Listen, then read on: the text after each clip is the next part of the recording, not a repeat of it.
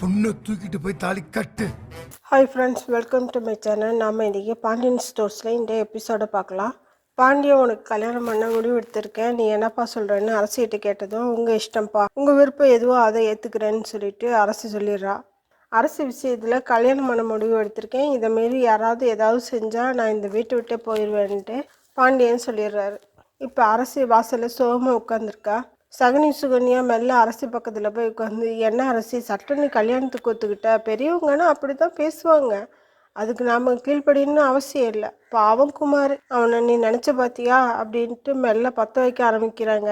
எனக்கு இப்போ யாரை பற்றியும் கவலை இல்லை, எங்கள் அப்பா அம்மாவை பற்றி தான் கவலை. அவங்க வருத்தப்படுற மாதிரி நான் எதுவுமே செய்ய மாட்டேன்னு அரசி சொல்லிடுறா. இதையெல்லாம் மீனை கெட்டுறாங்க. அரசி சின்ன பிள்ளை, அவள் மனசை கெடுக்கிற வேலையெல்லாம் வச்சுக்காதீங்கன்னு வார்த்தையாலே சுகன்யாவை மீனா 4 மொத்து முத்திட்டு, வா அரசின்னு அரசியை கூட்டிட்டு உள்ளே போயிடுறாங்க மீனா. இப்போ நேராக குமார் வீட்டுக்கு சுகன்யா போகிறாங்க.